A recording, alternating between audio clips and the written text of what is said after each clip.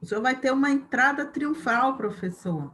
Vamos aguardar os alunos para a gente poder iniciar nosso bate-papo. Tudo bem, Excelência?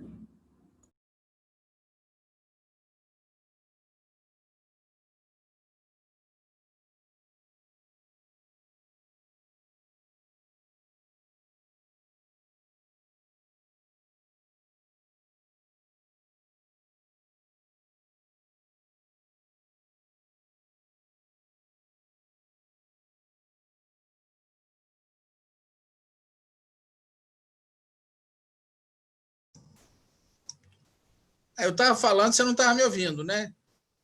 Não, agora estou. Ah, tudo bem? Tudo bem, não, eu te ouvi, aí comecei a Só me falar. ouviu? Eu comecei a Aqui, falar.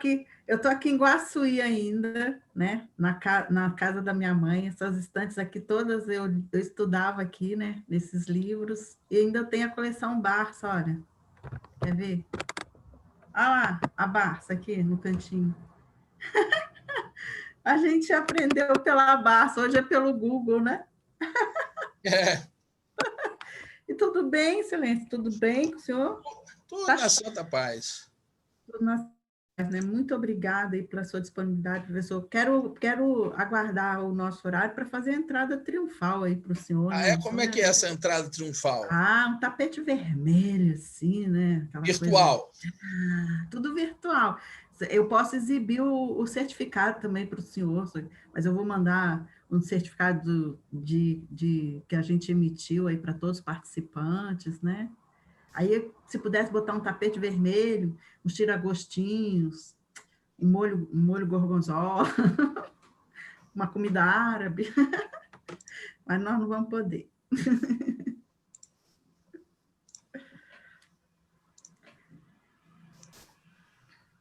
Daqui a pouco a gente está tendo um bom número de pessoas, participantes, nós estamos chegando aí a cento e pouco, 190, chegamos a 210 participantes. Hoje é o nosso último dia de congresso. Tá uma festa, assim, tá bem bom. O congresso foi bem produtivo. Quem participou, a Sinara, a Marcela também. Marcela, apesar de estar fazendo tratamento, né, Marcela, está aí com a gente. O Rodrigo, que está desde o início aí com a gente. A Sinara também. São nomes, né, Rodrigo? Está presente. Você está gostando vocês estão gostando do nosso Sim, professor. congresso? Tá muito bom, tá excelente. A apresentação dos trabalhos também, né? Foi Muito bom. muito produtivo, foi um final de Teve alguns semana. momentos que entrava médico, que entrava enfermeiro, igual hoje de manhã. Parece que o professor Zé Maria foi falar comigo na hora que a minha médica entrou. Aí ele falava comigo, a médica falava comigo, meu Deus do céu, e agora? Aí depois eu até pedi desculpa diante de todo mundo, mas assim, pelo que eu Não, pude acompanhar, está sendo assim, enriquecedor.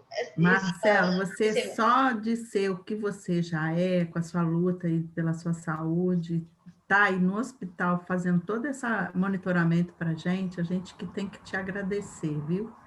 Você é uma guerreira, uma lutadora, uma pessoa incrível que a gente Você não admira vai ficar comigo muito. aqui? Agradeço pelo carinho, professor. É uma honra Não, poder É, ajudar. desde assistir pessoalmente, vendo. tem muito tempo, assim, que você é uma companheira nossa aqui, né, Não vai gente? Uma subir. guerreira aí. E nós temos mais é que ficar agradecida aí por você estar aqui com a gente. Sua presença ilumina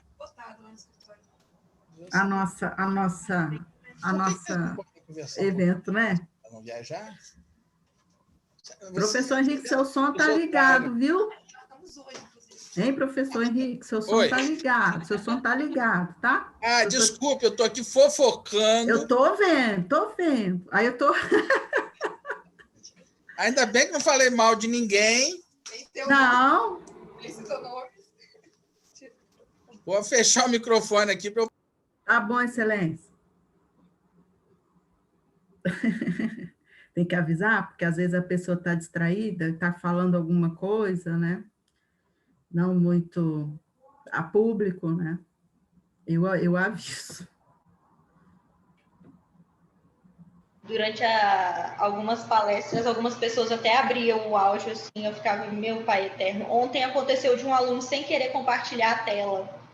Aí eu peguei e cortei isso para não causar nenhum incômodo, né? Nossa, pai. Mas acontece.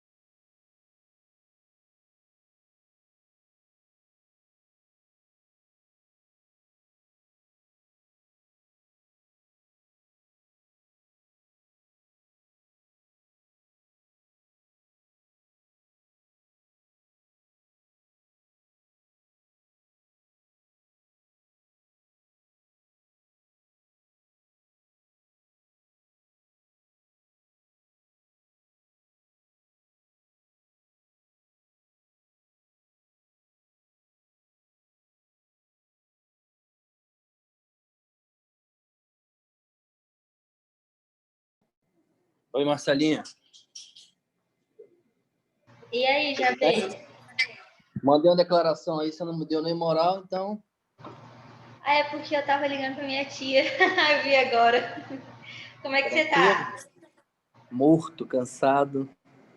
Mas vou tentar participar do congresso. Assim, o local que eu tô aqui, a conexão de telefone às vezes fica muito ruim. Mas aí vai caindo, vou entrando. Eu tenho que mandar alguma coisa, Marcelinha, para avisar que eu participei dos congressos? Aqueles que eu entrei ou não? Ao fim de cada palestra, igual eu mandei lá no grupo, tem que mandar um e-mail falando o horário que você participou, a palestra que você participou, seu nome completo, turma que você é, matrícula, e se aquele período da palestra que você participou, você teria alguma aula, igual hoje de manhã a gente teria direito do trabalho 2, aí você tem que avisar a matéria que você estaria na aula. Caso você participe de uma outra reunião que não esteja em horário de aula, não precisa falar isso. Basta os dados e o horário que você participou. Para receber o certificado. Isso. Beleza. Então tá. Beijão. Beijão.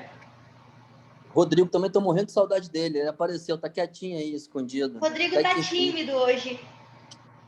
Rodrigo é o homem do povo. Cadê você, Rodrigão? Tô com saudade de você. Não, tô quietinho, cansado. Tá puxado, né, Rodrigo? Sexta-feira, né, gente? Ô, Nassib! Ô, Jabs, você não tá com saudade de mim, não, Jabs? Você não tá com saudade de mim, não? Eu tô. Eu tô vendo você falar que tá com saudade de todo mundo. Eu falei, gente, será que ele vai falar que tá com saudade de mim? Se ele não falar, eu vou perguntar. Ô, professora, eu tô sim. Depois eu vi que você tava lá na aula da Eni, eu ia te elogiar também, mas não vai faltar oportunidade não, viu? Gente, foi tão confuso aquele dia, né? Mas eu não poderia deixar de registrar o posicionamento, porque eu trabalho exatamente essa linha de pesquisa, então eu não poderia deixar passar, entendeu, gente? E a questão de visão, cada um tem a sua, mas dentro da academia é importante você ter fundamentos de pesquisa, você não pode simplesmente jogar pela sua opinião, pela sua vontade, assim, tem que ter uma base de pesquisa científica, né? A pesquisa tem que ter uma base fundamentada. Então, isso tudo eu estava apontando para ela a dificuldade que ela ia encontrar no tema, mas eu não estava questionando se ela vai achar ou não, e se eu concordo ou não. Não sou obrigada a concordar e nem ela é obrigada a concordar. São pontos de vista que mas é importante, né, professora? Porque quando se fala de pesquisa, quanto mais opiniões, fica mais fácil para você poder chegar num denominador, né? Sim. Mas, professora, que cenário bonito esse aí atrás, ó. Então, eu estava falando isso. Eu estou em Guaçuí, né, gente? Aliás, depois da pandemia, a estante, que era uma coisa cafona, virou objeto de decoração para as pessoas, né? Então, por exemplo, Paulo Guedes apareceu um dia fazendo uma live e não tinha nenhum livro atrás. Na outra semana, ele foi lá e comprou um monte de livro, enfeitou assim, rapidinho, ficou bacana. Isso foi comentado. Eu estou em Guaçuí, na minha cidade natal, vim aqui em função de um feriado, que houve o Dia do Servidor Público, na quarta-feira, o tribunal não funcionou, e eu aproveitei e vim ver minha mãe, que está com 81 anos, e a gente tem que fazer todo esse acompanhamento aí dessa fase de pandemia, poucas pessoas, né, que estão... Aí eu estava lá no quarto, mas lá tem passarinho, tem gente que lava louça, que fica lá na cozinha, que é no meu quarto que eu gosto de ficar, porque é um quarto mais isolado. Mas estava feio, um negócio branco atrás. Eu falei, não, vou lá, vou para outro quarto. Aí eu vim para aqui, ó. E aqui a gente encontra os livros que eu estudei quando criança. Um deles é a coleção da Barça. Nossa, a Olha Barça, só. eu tô vendo. São os livros que eu estudei. Hoje a gente pesquisa no Google, né? E Ah, aqui a gente eu aprendeu a gosto muito da ler. sua cidade, professor. Eu dei aula aí, dei aula 2 anos aí na Santa Casa aí de Misericórdia. Ah, que legal, Jara. Aqui é muito gostoso, né? Eu gosto muito de É. Guaçuí, a cidade que eu gosto. E aqui nós estamos também em movimento político. Aí a confusão está É. grande. O Rodrigo é que não gosta, professor. O Rodrigo não gosta nem de ouvir falar de política. Gosta não, Rodrigo? O Rodrigo tá cansadinho. Então tá, Que professor, que ele... prazer falar com você, Prazer viu? falar com você Vou também, adiantar aqui querido. para beijão. Não deixa de assistir a palestra do professor Henrique, não, Vou não. tá? Vou não. Tchau. Eu sou um político na... Rodrigo, seu som tá ruim.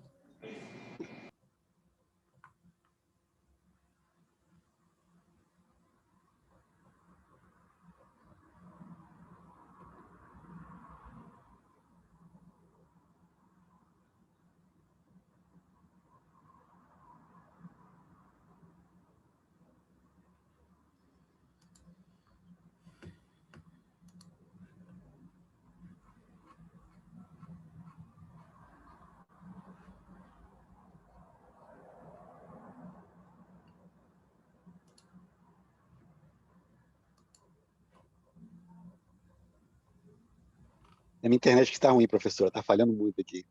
Agora eu estou ouvindo.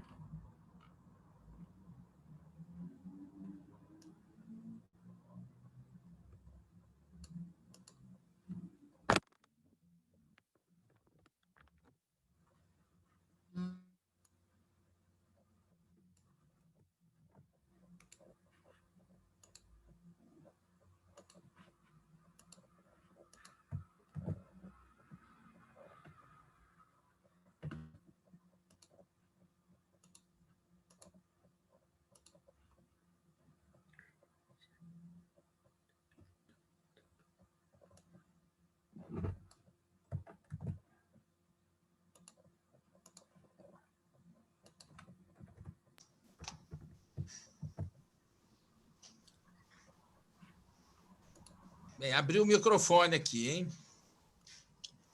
Oi, professor.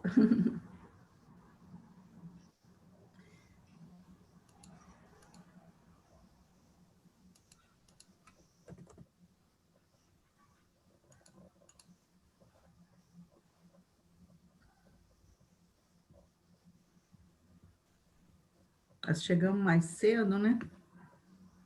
Eu gosto de ver se a internet vai funcionar. Choveu aqui hoje. Eu estava com medo da internet ter saído do ar. Fica ruim, esse negócio de internet é complicado mesmo. É, Eu tava contando com o Wi-Fi aqui do hospital, mas pelo amor de Deus, que internet ruim que cai toda hora. Eu comecei a usar o celular. Tá não. Ruim demais. é muito complicado.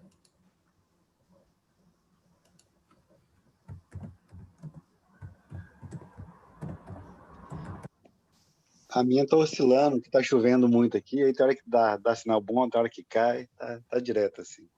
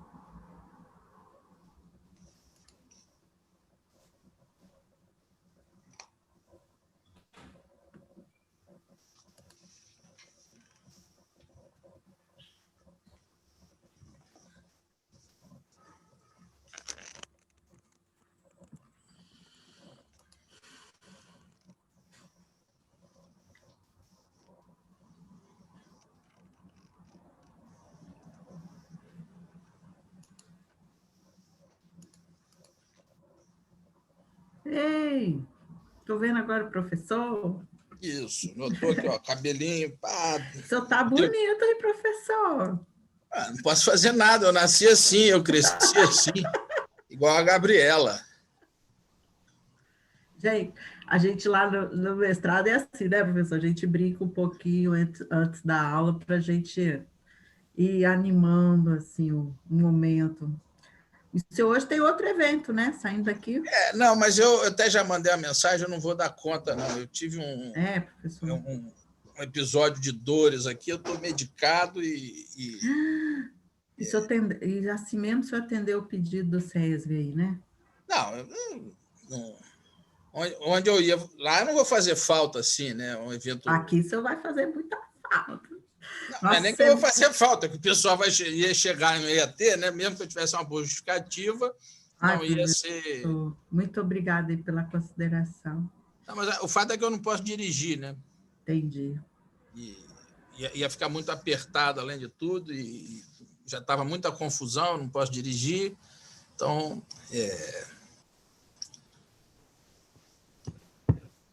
Nós estamos esperando, mas está dando. Eu estou com medo. Cadê o povo, gente? Eles costumam chegar um pouquinho mais para frente. Eles são meio de cima da hora mesmo. É porque, na verdade, você não precisa sair de casa, não precisa pegar a ponte, não precisa atravessar a terceira ponte, né? Para assistir a aula, que é uma bênção.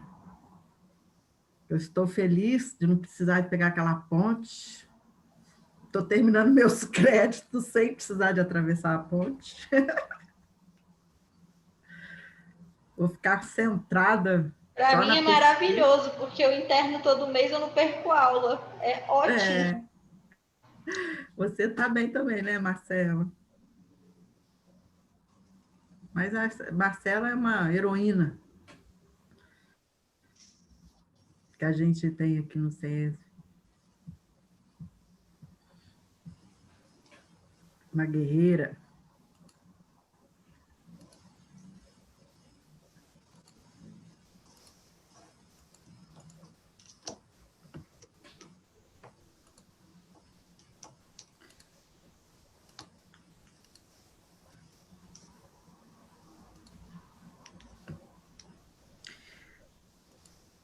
E querendo ou não querendo, eu acho que isso vai continuar, não vai? Essa nova realidade? Olha só, muros foram derrubados. Agora, as pessoas também se iludem, porque, primeiro, uma reunião por videoconferência é muito menos calorosa, sempre se perde alguma coisa na comunicação. Além disso, muito tempo de frente para um computador gera estresse. Assim, há limitadores, né? Então, houve uma aceleração de processos que iam levar 20 anos e estão sendo antecipados, né? Resistências foram quebradas à força e tal. Então, assim, isso vai permitir avançar, mas não vamos nos iludir de que não haverá um recuo, em grande parte, ao que era antes. As pessoas vão continuar querendo calor humano, vão continuar querendo falar de olho no olho, né? Sim. Não dá para ter uma interação completa, né? Sempre há uma limitação. Há atividades que são mais compatíveis com EAD, com telepresencial, outras menos. Há coisas que a gente consegue comunicar mais fácil de um jeito ou de outro. Agora, além de tudo, tem essa questão do cansaço. Eu, por exemplo, já notei o seguinte: reunião onde existe muita concordância, ela até produz. Quando tem divergência, ela enrosca. Ou seja, você só consegue ter alguma produtividade numa reunião se já está tudo praticamente decidido. Aí você vai batendo o martelo, né? vai formalizando decisões que já foram tomadas. Agora, fazer uma reunião telepresencial para decidir coisas ainda conflituosas, você não consegue. Entendi. É muito diferente, né? É uma realidade totalmente diferente. Na área da mediação, a gente está tendo um pouco de dificuldade, porque a mediação é esse calor, essa sensibilidade do tete a tete, olho no olho. Isso se perdeu muito, né? A gente não tem essa qualidade. A gente está tendo algumas vantagens, que é deslocamento, facilidade, menos requisitos de formalidade, você está dentro da sua casa, o senhor está aí no seu escritório, eu conheço esses livros, tudo ele leu, tá, gente? Isso aí não é enfeite, não. Isso aí tudo ele leu mesmo. Então, assim, é uma realidade outra que vem sendo construída, né? Muita coisa vai ser aproveitada, mas outras coisas vão ser mantidas antes pandemia, né? Antes pandemia, pós-pandemia, pré-pandemia, exatamente, Mas muito bom. Professor, nós tivemos várias inscrições também de fora, né? São alunos que estão participando de fora, São Paulo, Minas Gerais. Eu não quero falhar os nomes das inscrições, mas eu vou olhar a listagem aqui na hora de apresentar, para a gente falar, né, sobre a palestra de hoje, e é sempre uma honra tê-lo aqui com a gente.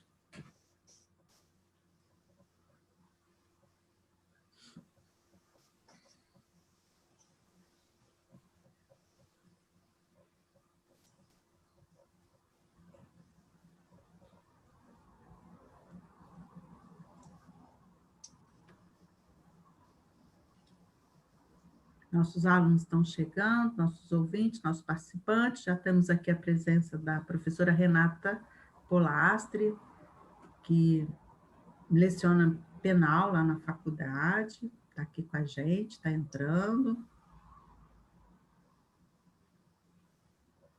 Alguns professores estão chegando.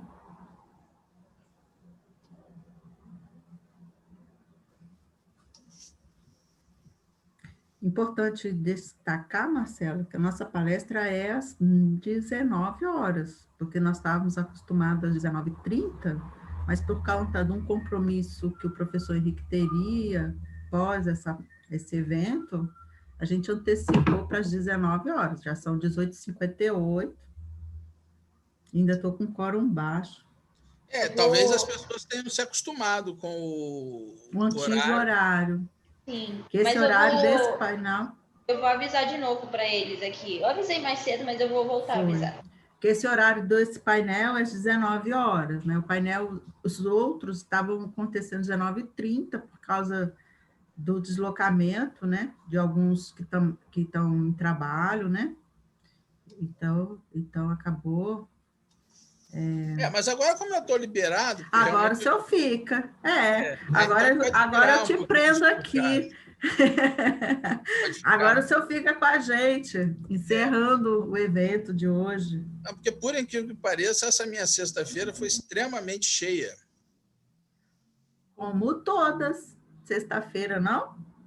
Sexta-feira o senhor é livre? Não, geralmente eu tiro a minha sexta-feira, contra a minha vontade, eu sempre procurei colocar meus compromissos de docentes na sexta-feira, porque não compete com os da advocacia. Sim. Mas, contra a minha vontade, eu fui tirado da sexta-feira. Então, minha sexta-feira é folga. E como no judiciário quase nada roda na sexta-feira, é um dia bem tranquilo, assim, e tal. Mas, dessa vez, calhou de acumular absolutamente tudo. Né? Até o aniversário de papai. Hoje? Oh, meu Deus. E foi uma coisa atrás da outra. Então, hoje eu praticamente acordei, não muito cedo, verdade seja dito, mas acordei e comecei a engatar um compromisso no outro, que foi uma sexta-feira muito produtiva. Mas ontem você não percebeu, não, mas eu estava com tanta dor que Paulo foi lá na UVV para me aplicar uma injeção lá. Eu percebi que o senhor não abriu a câmera, né? O senhor não é de ficar com a câmera fechada. Eu falei, gente, eu vou dar... Aí o senhor comentou que melhoras, escreveram assim, melhoras. Eu falei, alguma coisa está acontecendo com o meu professor. Eu percebi. O que o senhor está sentindo, professor? Não, eu tenho lá, como todo velho, eu tenho um monte de dorzinha aqui e ali e tal, Velho. mas eu tive o pessoal chama de ATM, né? Na verdade é DATM, né? Aqui, um bruxismo aí no popular, mas muito forte, aí começa a provocar. Uhum. Dores, né? Começa dor. Além do músculo Aguda. doer, o dente dói, depois a cabeça dói, depois Ai, começa, Deus. vai Horrível, né? espalhando assim. Mas aí Paulo foi lá, me deu um sossega-leão lá na UVV mesmo. E melhorei, me medicou e tal. Professor. Não é fácil, não. É vida corrida, né? Vida de professor não é fácil, tá, gente? Vida de professor. Não, e é isso, eu não sei vocês, mas eu, às vezes você tá doente, tal, o que for, né? Mas. Está cumprindo o compromisso. E hoje ele está aqui cumprindo o compromisso. Ó, agenda cheia, Não, a abrindo. questão é essa, porque assim, quando falta o aluno, a aula acontece de qualquer maneira. Quando falta o professor, a aula não acontece, né? Verdade, verdade. Então, você tem que superar suas dificuldades pessoais, porque tem um monte de gente que só vai fazer a parte dela se você fizer a sua. Verdade. Verdade absoluta. Então, o professor é como artista, né? Primeiro que ele quer morrer no palco, e segundo que ele tem que esquecer um pouco os seus problemas pessoais e focar no público, né? Verdade. Professor Henrique, agora já são 19h02, nós vamos dar mais um pouquinho de tolerância, visto que a gente entrou, já estávamos aguardando alguns e batendo um papo. Vamos aguardar mais um pouquinho, já que o senhor não tem tanto compromisso pós esse evento, para a gente aumentar o nosso quórum. Sim. Considerando que o nosso evento aí está sempre bem participativo, né? O evento do primeiro congresso a gente contou aí com muitas palestras importantes de direito e letras, e agora nós estamos quase encerrando, o evento termina hoje,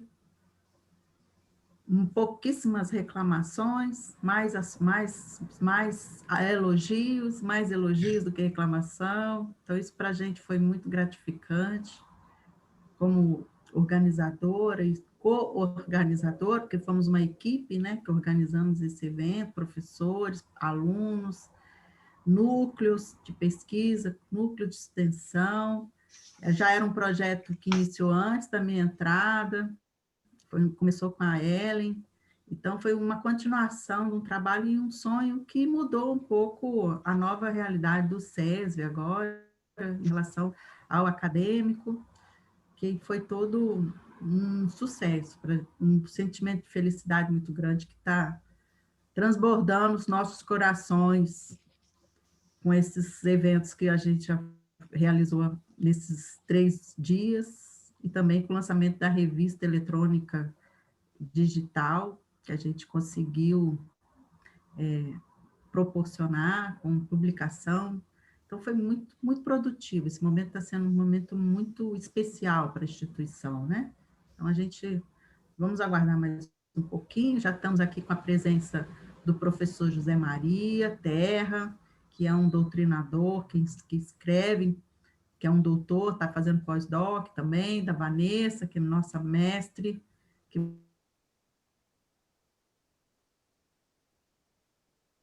já está aqui com a gente, a professora Renata também está aqui com a gente. Estou aguardando alguns outros professores, essas telas a gente não consegue visualizar todos, se eu estiver faltando o nome de alguém.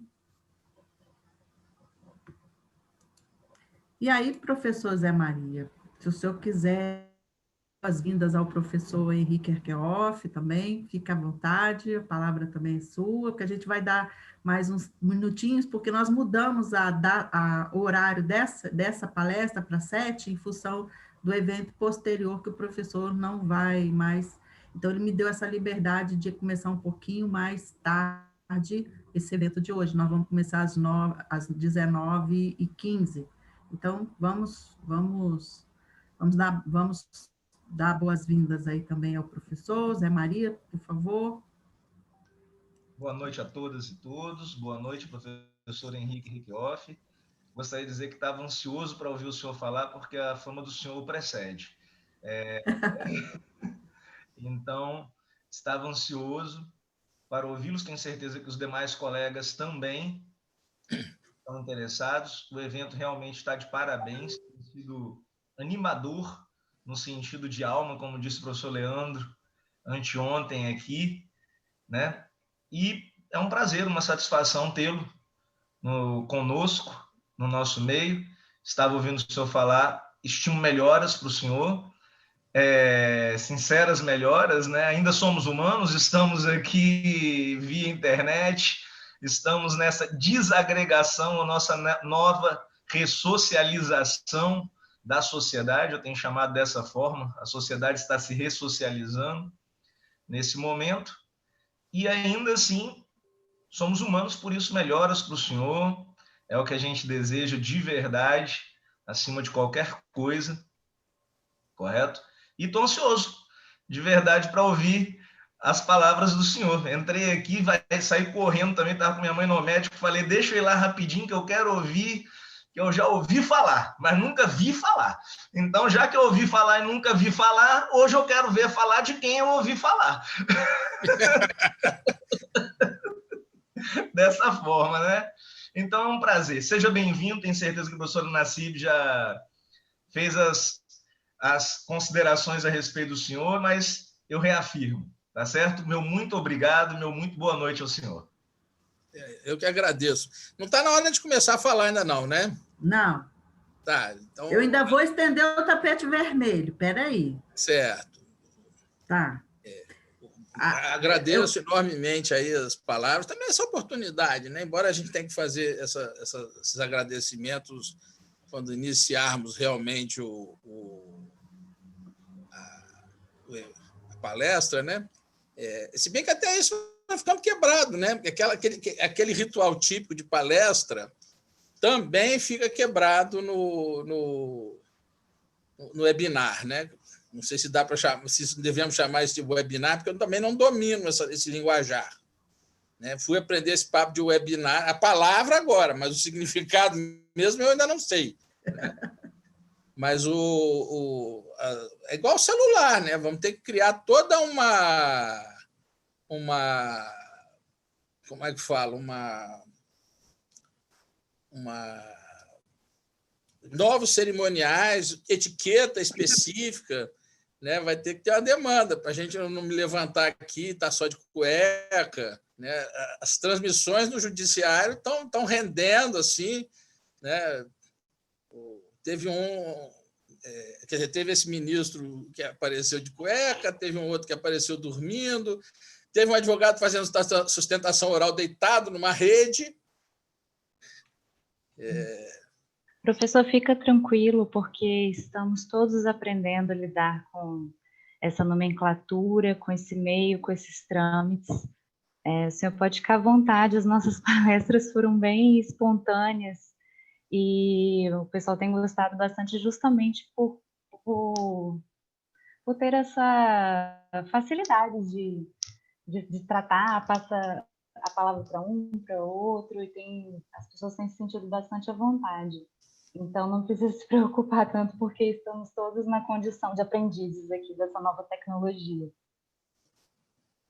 Verdade. E a gente acaba tendo que dominar, né? Porque, assim, não tem como escapar. É melhor assim, por enquanto, porque senão a gente ia ter uma perda muito grande do conhecimento, né? Da educação. Perdeu um ano, praticamente, né? E nós ganhamos um ano. Eu vou abrir a palavra rapidinho também para a professora Eni, que ela é lá ela é a nossa mestre aí, que organizou também junto com o núcleo, junto com as nossas equipes aí de trabalho, e ela tem toda essa gratidão aí também com a realização desse evento, que nossos corações transbordam, a gente faz coraçãozinho o tempo todo, uma para outra, porque assim, foi muito bonito, foi muito bom o esforço coletivo, isso nos engrandeceu muito como pessoa, como educadores e como profissionais do direito, foi um aprendizado muito grande. Professora Eni, boa noite, seja bem-vinda. Vou dar boas-vindas também ao professor Gerson, ao professor Davi, que aqui já estão presentes, ao professor Gustavo, e desculpa se eu não consigo visualizar todos ao mesmo tempo, porque a tela aqui ela é confusa para mim. Não domino totalmente a tecnologia. Boa noite, professora Nassib, muito obrigada. Antes assim de falar propriamente, eu também quero cumprimentar já o professor Requenoff. Muito obrigado por estar aqui conosco. Eu sei da sua agenda atribuladíssima, mas ainda assim separou esse tempinho aí, então, assim, isso muito nos honra e nos deixa realmente, assim, muito gratos. Então, muito obrigada mesmo. E, professora Nassib, realmente a sua fala é muito pertinente, porque foi trabalho a muitas mãos, né? A gente está muitas semanas trabalhando em prol dessa atividade, desse evento. Eu não posso, de jeito nenhum, deixar de te agradecer pontualmente. Por que eu falo isso? É genuíno meu agradecimento, porque, na bem da verdade, você chegou e assim o carro já estava em movimento, né?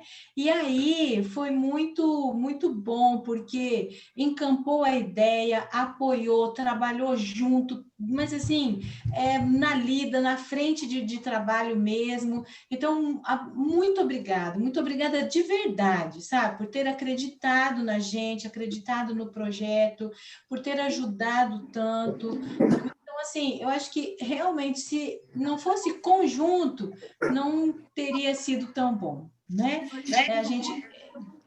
A gente, claro, algum outro percalço existe, é natural, ainda mais sendo o nosso primeiro, né?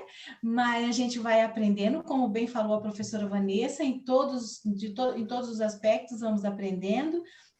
Mas eu sou puro agradecimento e puro coraçãozinho mesmo. Coraçãozinho e mais coraçãozinho. Porque foi muito bom até aqui. Eu tenho certeza que nós vamos fechar com chave de ouro também, com os nossos 2 palestrantes e com o nosso público, nossos professores. Muito obrigada a todos. Tem professor, eu falei hoje de manhã, que está desde o primeiro dia, primeira atividade, tirou tempo para poder acompanhar o evento todo, outros que por questões também profissionais, mas assim, o momento que dá está aqui. Então, eu só posso realmente agradecer muito. E aos nossos alunos, né?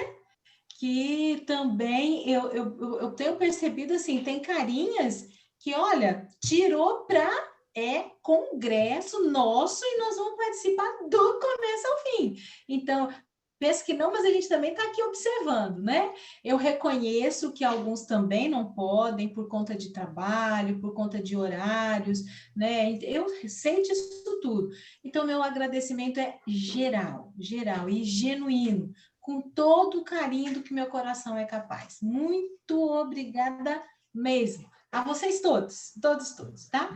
Um beijo. Obrigada, professora. É um prazer sempre ouvir esse doce, né? É uma voz tão doce, né? Que chega nos nossos corações, assim, chega na nossa alma. Professora, a senhora é uma queridíssima, a gente não sabe nem como estender toda essa emoção que a gente sente quando ouve a senhora. Eu já vou colocar o tapete vermelho para o meu professor, para a gente começar, porque a gente falar aqui, né, a gente vai ficar fazendo elogios uns aos outros, que não é muito bom, porque nós estamos tudo um pouco carente de afeto, né, a gente está um pouco faltando isso, essa aproximação, esse contato, eu adoro abraçar, e estou tendo dificuldade, porque agora tem que dar cotovelo para a pessoa, né, então, assim, eu estou tendo essas dificuldades nesse período que vai passar. Mas hoje nós temos um convidado especial, para mim é muito gratificante, é um professor que eu admiro muito lá no nosso mestrado, tem aberto muito a minha cabeça nessa nova busca do conhecimento do qual eu estou me dedicando, que é um mestrado em segurança pública lá na UVV, e nós temos a honra hoje de receber aqui no nosso congresso, nosso primeiro congresso de Direito e Letras, o doutor Henrique Jaquinto Erkenhoff. Ele é doutor em Direito Civil pela USP, professor da Universidade de Vila Velha, na graduação no Direito e no mestrado profissional em Segurança Pública, graduação em Direito pela UFES, especialização pós-graduação em Direito do Estado, especialização pós-graduação em Direito Penal e Processual Penal, experiência em Direito e Administração Pública, procurador de diversos órgãos públicos, membro do Ministério Público Federal em primeira e segunda instância, desembargador federal do Tribunal Regional Federal da Terceira Região, secretário de Estado de Segurança Pública do Estado do Espírito Santo, atualmente é advogado, conselheiro estadual e presidente da Comissão de Segurança Pública da OAB Espírito Santo, colunista semanal do jornal A Gazeta, membro do Conselho Estadual de Segurança Pública do Estado do Espírito Santo, doutrinador, autor de várias obras jurídicas, entre elas o livro Delito, Semiótica e Análise Transacional, que é a nossa palestra de hoje, e assim eu estendo as palavras ao professor Henrique, que é uma honra, mais uma vez, demonstrando todo meu respeito, a minha admiração pela pessoa, pelo professor, pelo mestre, pelo doutor que está aqui hoje presente, abrilhantando o nosso congresso. Muito obrigada pela presença e a palavra é do senhor, professor. Estamos aqui querendo entender o que é essa obra de arte, né, que é Delito, Semiótica e Análise Transacional. Muito obrigada. A palavra é do senhor. Muito boa noite. Eu é que agradeço a oportunidade de estar aqui, mas principalmente agradeço a instituição por me convidar, mas principalmente agradeço, eu estou vendo aqui 78 participantes, né? Numa época dessa, é muito difícil você conquistar um público tão grande, certamente por conta do pessoal que me antecedeu, né? Mas a gente acaba aproveitando um pouquinho do prestígio dos outros, e aí consegue um público tão significativo. Eu, em primeiro lugar, vou fazer um esclarecimento, assim, vou procurar levar isso como uma palestra no sentido exato da palavra, porque palestra é conversa fiada, inclusive, né? As pessoas têm uma expectativa, às vezes, muito formal, não só na forma, mas muita formalidade no conteúdo. E eu vou procurar transformar isso aqui numa conversa de botequim. E, por outro lado, essa é uma conversa que nasceu para falar da aproximação do direito com a psicologia. E eu achei que ela caberia bem, já que nós estamos falando aqui de um evento sobre direito e letras, eu falei, não, olha, eu não vou falar ou sobre direito, muito menos sobre letras, né? Eu vou tentar fazer uma coisa aqui, literalmente, atravessando essas barreiras, vamos dizer assim, imaginadas, né, entre ramos de conhecimento, porque essas barreiras, na verdade, não existem, né? São criação da nossa busca durante uma época da humanidade, a busca pela especialização. Se a gente for olhar para trás, a maioria dos juristas foi de literatos, a maioria dos literatos eram juristas, até porque você não tinha muitos outros cursos superiores, né? Então, essa separação toda não existe, é uma criação social relativamente recente. E eu vou começar falando algumas coisas que talvez não façam tanto sentido, ou pelo menos não tenham tanta importância para quem estuda a área de letras. O pessoal da área jurídica, eu não sei se eu vou poder sair aqui do escritório sem me peguem e levem para a fogueira. né? Porque o que eu vou dizer aqui é uma verdadeira heresia aos ouvidos dos juristas. Porque eu vou começar questionando o caráter científico do direito, né? Como quase toda área de conhecimento de humanas, o direito reclama uma posição de ciência, o que não seria um problema onde eu diga que ciência é exatamente igual a conhecimento.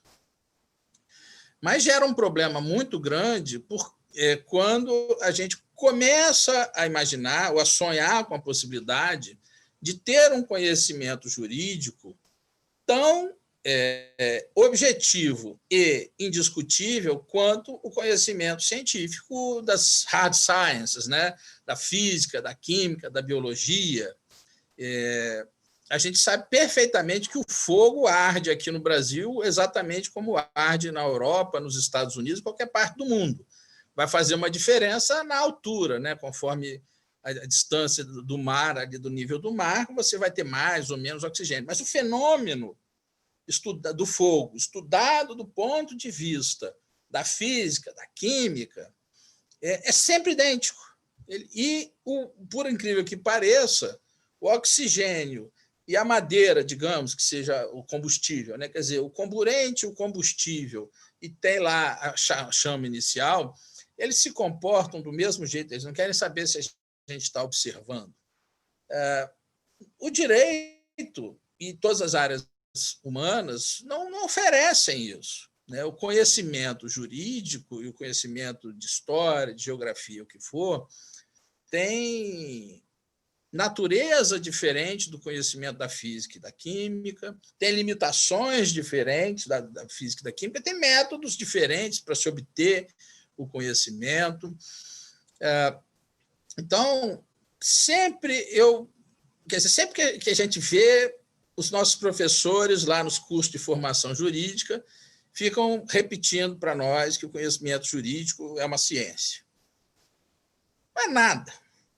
O conhecimento jurídico, não é que isso diminua o valor dele, não. E também com isso não estou dizendo que nós podemos cair num subjetivismo e na axiologia e cada um dá uma opinião diferente, mais maluca que a outra sobre o direito. Não estou falando nada disso. Eu estou só dizendo que o objeto do nosso estudo não permite essa visão tão confiante, né? Nem tão, como é que eu diria assim, tão segura. Né? O direito trabalha com muitos elementos absolutamente incertos. Eu vou começar aqui por uma palavra: justiça. Alguém aqui é contra a justiça? Não, mas na hora que a gente colocar uma situação concreta e eu for perguntar para cada um se isso é justo ou injusto, cada um vai ter uma opinião diferente. Ou seja, o que é justo ou não fazer diante de uma circunstância específica varia de uma forma que simplesmente não me permite criar um conhecimento estável que eu possa impor aos outros, né, como uma verdade. Então, cada um de nós vai ter uma opinião sobre a justiça, em cada caso concreto. Todo mundo converge para esse valor sem nenhuma dificuldade, todo mundo quer justiça, etc. Mas, frequentemente, no caso da justiça, o tempo inteiro, né? Não temos nenhuma unanimidade sobre o que é justiça. Se eu tiver 10 julgadores diferentes, os 10 julgadores darão uma sentença diferente. Quando a questão é jurídica, é justiça, né? Quando a questão é formal, da aplicação de uma norma específica, dá até para você pensar em aplicação literal, etc. Mas quando você sai desse espaço, começa cada vez mais a criar uma variação possível que não permite que eu tenha, então, essa objetividade e essa assertividade que existe na física ou na química, ou na astronomia. Os astrônomos preveem os eclipses, por exemplo, e já perceberam que eles sempre acertam? E podem prever com a antecedência que eles quiserem. Agora, quem é advogado aqui, o juiz, promotor, etc., levante a mão se ele sabe qual vai ser o resultado de uma ação. Se ele sequer se atreve a colocar probabilidades. Né? Então, desculpe, mas se eu não tenho a menor condição de prever o resultado de uma ação, como é que eu posso chamar isso de ciência? Com essa entonação, quer dizer, é conhecimento, sim, que também não é feito ao Deus dará, na cabeça maluca, não. Mas como é que eu posso dar essa entonação de que aquilo ali é previsível, que aquilo ali vai sempre dar de um jeito? Então, nós temos um problema muito grande com isso, porque o jurista não se aceita senão como cientista, mas não consegue oferecer soluções pré-fabricadas, garantidas e absolutamente previsíveis. Eu insisto, isso não diminui nem um pouco a necessidade e a importância do conhecimento jurídico. Só nos obriga a ter um pouco mais de humildade. Bem, uma outra consideração que eu queria fazer é que justamente o direito se aproxima muito mais da literatura do que da física ou da química. A diferença é que nós interpretamos textos diferentes para finalidades diferentes. Mas essa diferença é muito mais tênue do que as pessoas pensam, e eu vou falar, em particular, do direito penal. O direito penal é quase que ficção. É assim como se fosse baseado em fatos reais. E o jurista, o penalista em geral, não percebe o quanto do direito penal é ficção pura. Ficção pura. E vejam, não é ficção porque a lei não pegou, não. Porque a intenção com que a lei foi feita era ficcional.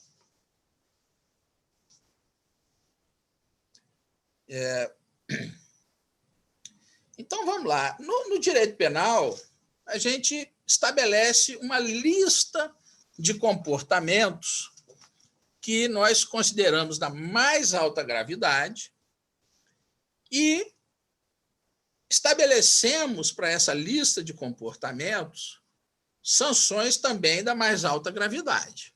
Aqui no Brasil, praticamente não existe pena de morte, só em casos excepcionais. Mas quando não há pena de morte, quando não há tortura, a gente pelo menos coloca lá longas condenações à prisão, né, à privação de liberdade, e, portanto, dizemos o seguinte: olha, essas condutas são extremamente graves, vão ser punidas também com penas muito severas, e é isso que é o direito penal, que separa, por exemplo, da multa administrativa. Se você está dirigindo ali acima da velocidade permitida, nada impediria que isso virasse um crime. Há países onde isso é tratado criminalmente. Mas aqui no Brasil nós resolvemos tratar o excesso de velocidade, se não houver vítima, não houver nada, como uma infração administrativa, e eu vou lhe aplicar uma pena apenas pecuniária, e também não preciso de toda aquela formalidade para aplicar a pena, né? Simplesmente o policial ou o fiscal, né, de trânsito preenche um formulário, entrega ao condutor se ele estiver presente, se não manda pelos correios e pronto. Esse é todo o processo para a aplicação de uma multa. Uma ação criminal é infinitamente mais complicada, demorada, formalizada, etc. Mas, no fundo, o que a gente faz é essa lista daquilo que nós não queremos. E queremos colocar isso, então, como uma pura e simples relação formal de condutas fortemente proibidas. E achamos que é só isso. E os juristas só querem admitir isso. Então, elas, segundo os juristas, essas penas, essas condutas são simplesmente, usam uma linguagem que seria denotativa. Ou seja, basicamente, eu vou descrever da forma mais objetiva possível o que é que eu não quero que você faça. Se você fizer, o bambu já vai gemer, né? Você vai ser tratado a vara de gurugumba. E eu fico firme nesse discurso de que estas são simplesmente tipos penais, como a gente gosta de chamar, ou seja, descrições detalhadas dessas condutas que não podem ser adotadas. E vamos dizer assim, eu quero negar que haja qualquer outra função nestes tipos legais. E eu vou tentar provar para vocês, ou convencê-los de que não. Em primeiro lugar, vamos pegar algumas pistas, né? Já há anos no Brasil que não se faz nenhuma lei nova sem um capítulo com normas penais. Você faz um estatuto do idoso, em vez de ficar apenas discutindo os direitos do idoso, etc., tem lá um capítulo com uma série de crimes contra o idoso. Faz-se qualquer norma de proteção ambiental, tem lá a parte criminal. Faz-se um código eleitoral, tem lá a parte criminal. Mas, simplesmente, as pessoas parecem incapazes de fazer qualquer projeto de lei sem colocar crimes ali. O resultado é que a lista de condutas previstas como crime não é conhecida nem pelos policiais ou pelo Ministério Público. Mesmo quem atua na área criminal não vai conseguir fazer de cabeça um rol dos crimes previstos. E vai precisar de estudar a cada caso que apareça para ele. Agora, a verdade pura e simples também, seja dita, é que esses crimes nunca são formalizados, nunca existem, ou eles parece que nunca aconteceram, ou parece que continua, a lei não foi cumprida, porque não aparecem os casos para serem tratados. A gente não cria com uma facilidade gigantesca e, aparentemente, sem nenhuma expectativa de que aquilo seja cumprido. Bem, mas então aquilo foi colocado ali para quê? Qual foi o motivo pelo qual eu fiz uma norma penal já pretendendo que ela não seja aplicada, ou porque esse crime nunca vai ser cometido, ou porque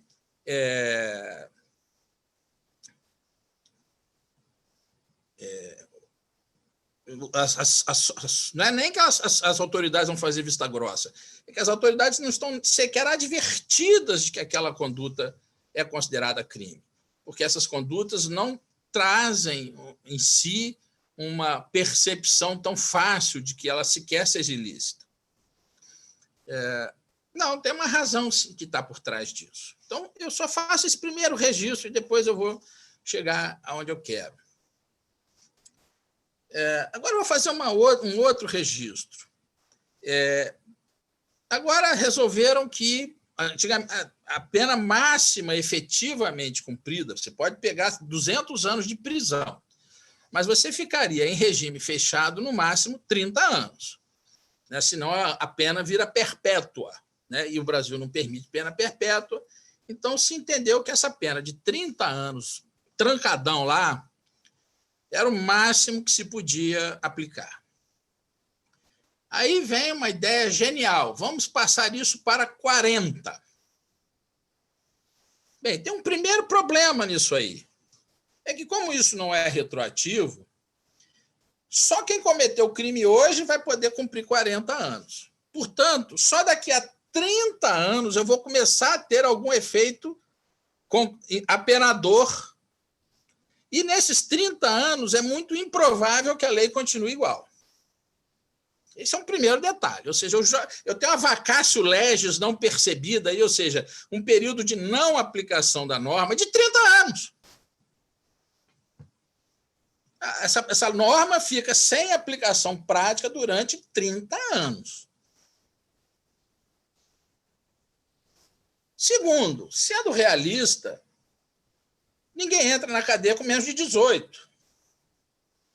Se ele ficar com 30 anos, ele vai sair de lá com 48 anos. E é só quem não conhece cadeia pode imaginar que ele não vai sair de lá um caco.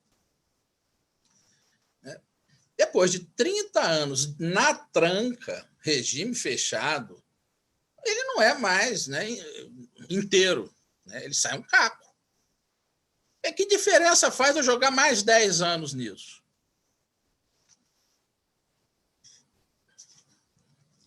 Nenhuma diferença prática. Ah, mas tem o bandido da luz vermelha que ficou lá 30 anos e quando foi libertado cometeu um crime. Gente, olha, simplesmente nós não podemos lidar com raríssimas exceções, né? Do ponto de vista prático, esta norma, essa alteração da norma, não será aplicada em menos de 30 anos. E daqui a 30 anos, mesmo que ela não seja modificada, ela não terá nenhum efeito prático na redução da violência. Então, para que serve essa norma? Para estabelecer, neste momento, um discurso de severidade. Talvez algum crédulo imagine que esse discurso é feito para o criminoso. Olha, você não brinca com a gente, não, porque se você fizer, antes era 30, agora serão 40 anos na tranca. Bem, criminoso não está nem aí para isso.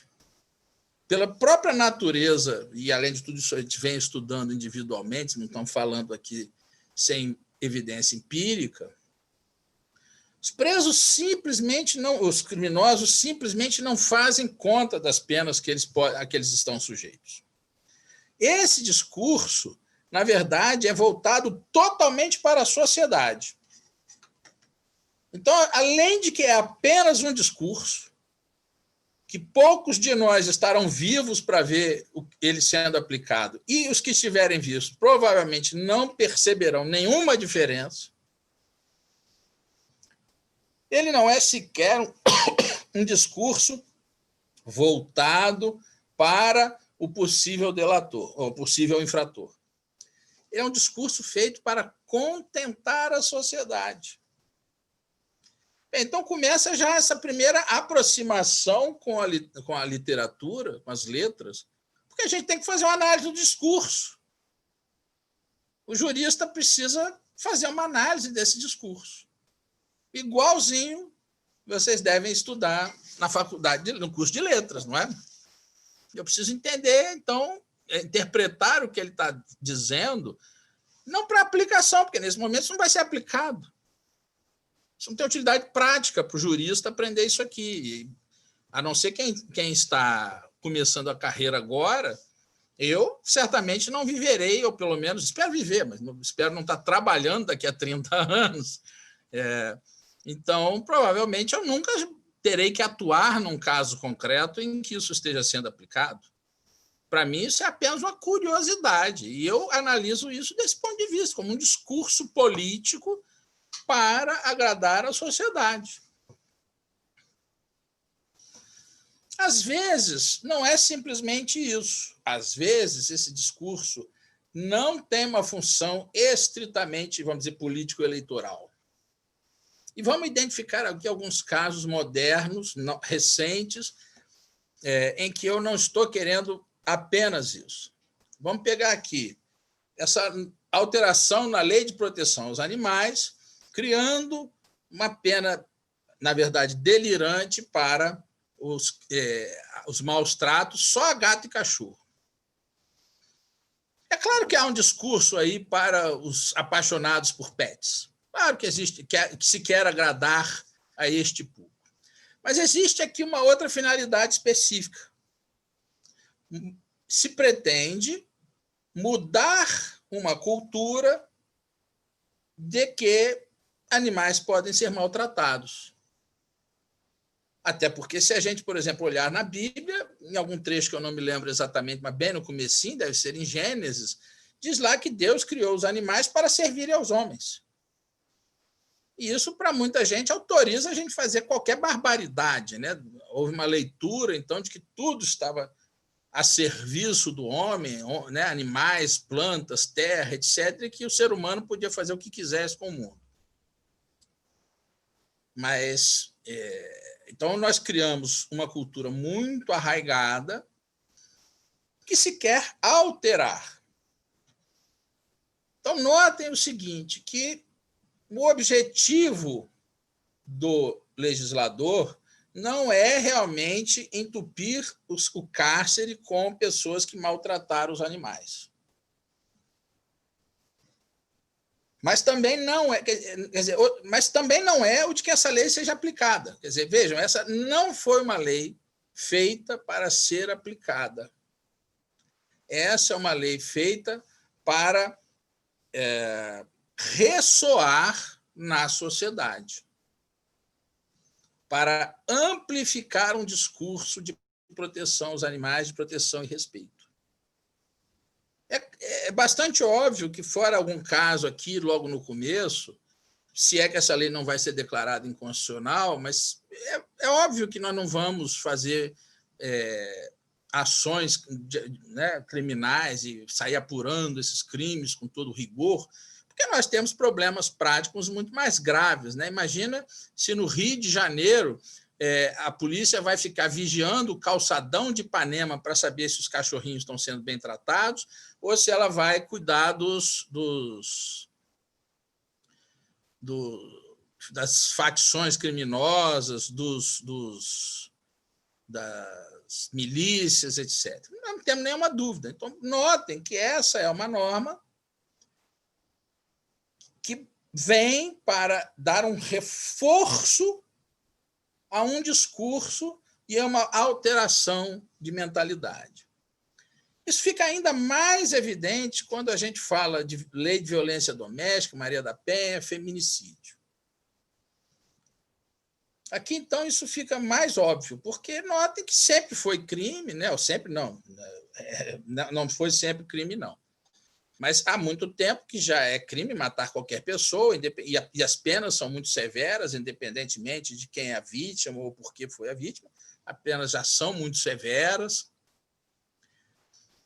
Só que se desejou usar o direito penal para embutir na sociedade uma outra visão do...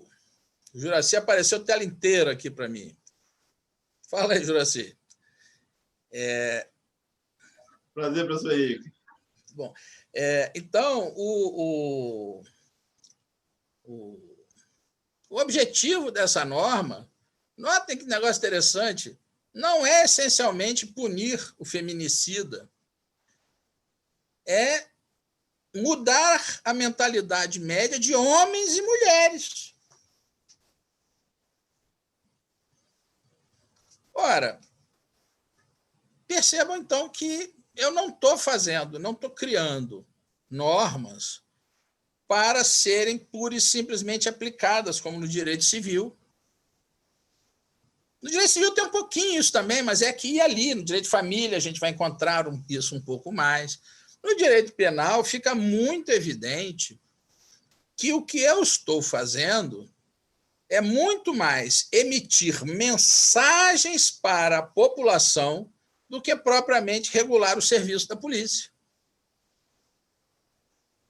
A polícia, na prática, lida com 4 ou 5 tipos penais. Vamos lá olhar no presídio, vamos olhar no judiciário, e 90% das ações ou mais são de tráfico, roubo, furto, homicídio e estupro. Depois, seria o it em partes do Carl Schmitt? Desculpe? Seria o it em partes do Carl Schmitt? Eu não estou ouvindo perfeitamente o... Eu perguntei se seria o it em partes do Carl Schmitt, e quando Dworkin fala de integridade também? Eu não pensei sobre esses pontos de vista, até porque, como eu disse, isso aqui, eu saí um pouco dessa área jurídica portanto, dos pensamentos dos juristas, e estou entrando muito mais... Na verdade, eu entrei pelo caminho da psicologia, quando eu fui trazer isso aqui, né? Quer dizer, para o jurista, essa não é uma arenga particularmente interessante, né? Até porque ela, em parte, nega o direito, no final das contas, né? Ela começa a dizer que o direito não está ali para ser direito.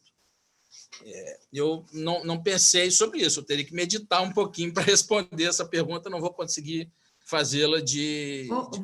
Vou só interromper, vamos deixar as perguntas para o final, porque assim a gente não consegue compreender a quebra do raciocínio. Então, vamos tentar chegar, aí depois a gente abre para a pergunta, tá bom, gente? E aí, parabenizar o público, já somos 114 pessoas na palestra, isso aumenta ainda mais a nossa responsabilidade. Então, vamos só manter anotada as nossas perguntas, que eu já estou anotando as minhas, espero, assim, poder contribuir após a explanação da palestra que a gente está escutando, tá bom?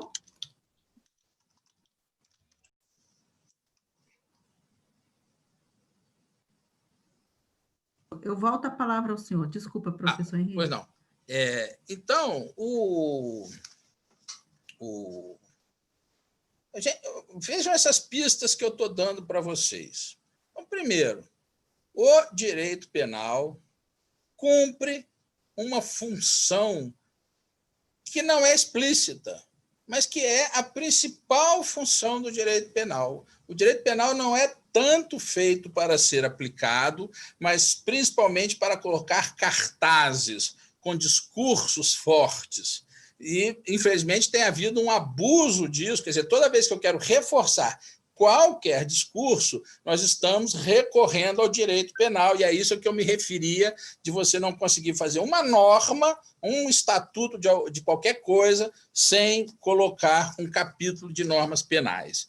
Quer dizer, há um abuso nisso, isso prejudica muito, porque vai criando cada vez mais essas normas puramente simbólicas, que não cumprem, não pretendem em nenhum momento serem aplicadas, né?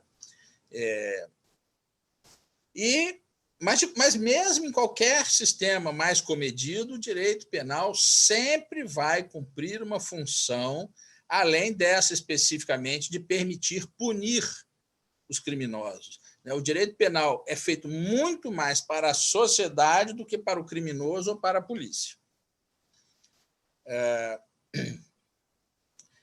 Bem, então, se nós tivéssemos o direito feito apenas para ser aplicado, todas as normas seriam redigidas com essa preocupação de usar a linguagem sempre denotativa, não conotativa, muito menos simbólica, muito menos emotiva ou evocativa.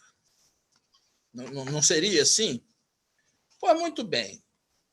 Vamos pegar algumas normas penais ou de limitação penal espalhadas por aí. Vamos pensar, por exemplo, na garantia ao domicílio. Bem, a Constituição declara o seguinte: a casa é o asilo inviolável do indivíduo. O que ela disse exatamente? Primeiro, casa, se eu estiver no meu apartamento, não é? Na verdade, se tem ultimamente chegado à conclusão de que... e o mendigo que dorme na rua não tem domicílio? O morador em situação de rua não tem domicílio, não tem essa proteção? Tem. E essa história do inviolável? Que coisa mais violável do que domicílio? Eu estou tentando protegê-lo da violação, mas ele é totalmente violável. Basta meter um pé na sua porta e entrar. Então, isso é uma linguagem evocativa e emotiva. Quando eu faço uma lista dos crimes hediondos, ora, se não fosse uma conduta extremamente reprovável, não seria crime. Portanto, todo crime é, por definição, uma conduta hedionda. Então, eu estou criando assim, um superlativo, né? Me socorram, como é aquela figura, aquele vício de linguagem, quando a gente repete a mesma coisa, fala... Pleonasmo. Pleonasmo. Pleonasmo, tautologia. Quer dizer, desculpem, mas crime hediondo é um pleonasmo.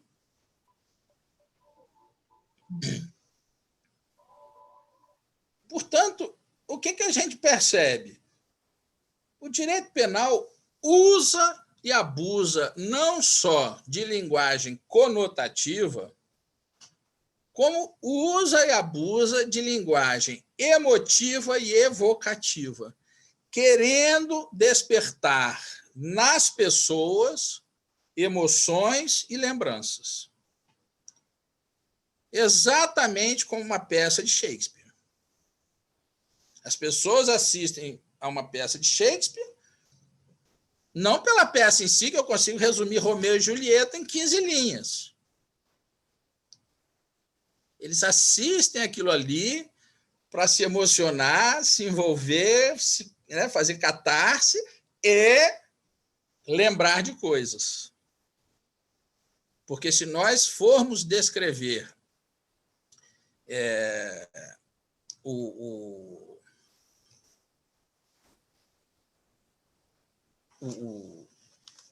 direito penal, né? Se fôssemos descrever o tipo apenas para ser aplicado pelo juiz, nossas preocupações seriam muito outras e certas condutas jamais seriam colocadas. Vamos lembrar que nós já tivemos, não há mais no Brasil, aliás, o Brasil foi, salvo engano, o primeiro ou o segundo país no mundo a descriminalizar o ato homossexual. Né? Com o nome de sodomia, né, o homossexualismo masculino era criminalizado até pouco tempo atrás. O Brasil, salvo engano, foi o primeiro ou o segundo a tirar isso. Lá no Código do Império, tá? Detalhe, hein? O Brasil foi bem... Apareceu alguém está desenhando alguma coisa, foi o que apareceu aqui para mim. Marta. Voltou. Então,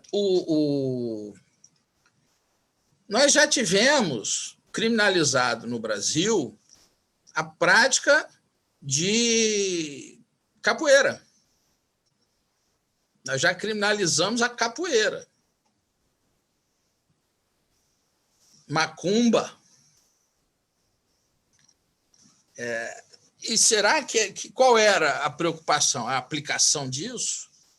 Gente, e a posse sexual mediante fraude que as pessoas ficam tentando salvar? A posse sexual mediante fraude é uma criação de Boccaccio.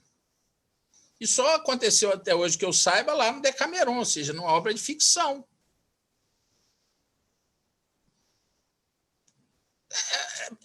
O que ela está fazendo ainda nas nossas normas penais?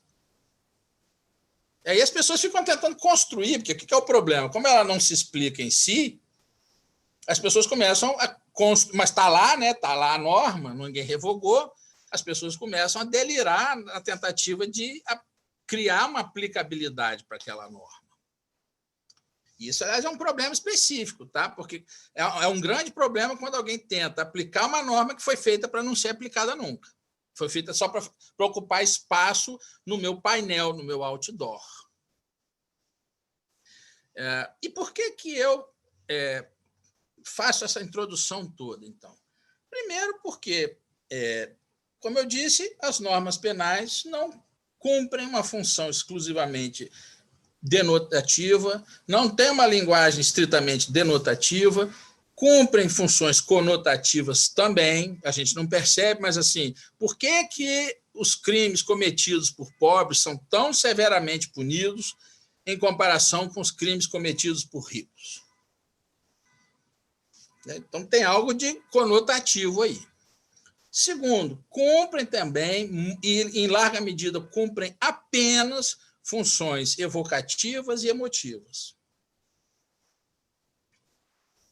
Segundo, será que o que eu quero é sempre e necessariamente acabar com aquela conduta, como eu digo que quero?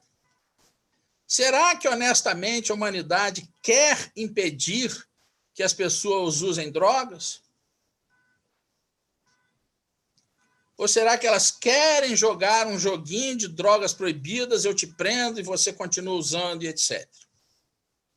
E aí entra a análise transacional. A análise transacional é uma corrente da psicologia que já teve mais força, mas não chegou a se fixar e perdeu um pouco de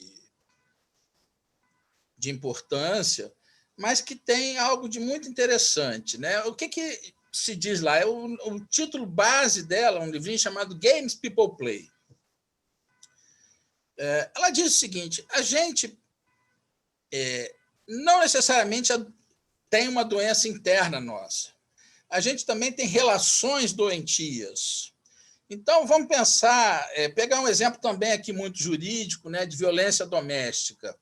Por que será que alguém tolera a violência doméstica? Ou por que às vezes denuncia, por que não denuncia? Por que às vezes você se separa dali e vai para outra relação doentia? O que esse autor fala as pessoas ficam jogando joguinhos e, como nos jogos, nós somos todos adversários, mas, ao mesmo tempo, indispensáveis um para o outro. Então, eu gosto do papel do espancador e o outro gosta do papel do espancado, e um fica procurando o outro para jogar esse papel. E que eu preciso tratar o relacionamento e não as pessoas individualmente. Se, claro, o problema for, então, relacional. Nem sempre será isso. Mas quando o que está havendo um relacionamento doentio, não adianta eu tentar identificar isso nas pessoas, porque elas aparentemente não terão um problema individual. O problema é quando elas se relacionam. Acontece que isso pode ser extrapolado para a sociedade na medida em que ela lida com os seus criminosos. Sempre que a sociedade faz um discurso de muita revolta contra uma determinada conduta, mas faz leis que não levam a que essa conduta desapareça, a gente tem que se perguntar se o que se quer é que haja menor consumo de certas substâncias ou o que se quer é esse joguinho eternamente de fazer prender usuários ou não usuários, mas só os traficantes, e ficar eternamente numa luta que não acaba nunca, num jogo... Lembram do War? Quem é que já jogou War aqui? É um jogo que tendia assim, a durar 4, 5 horas. Né? Então, será que não se está desejando uma conduta infinita, um joguinho? Quando a gente olha isso tudo, nós chegamos à seguinte conclusão, de que o direito penal, as normas penais, na verdade, são signos de inadequação social. Eles não foram criados tanto para serem aplicados pelos juízes aos criminosos, mas para existirem dentro da sociedade, dentro de relações sociais. E o que é o signo? Né? Quando, segundo Saussure, é quando eu junto o significado com o significante. Então, perceba onde eu quero chegar. O direito penal, gente, é literatura. Obrigado, boa noite.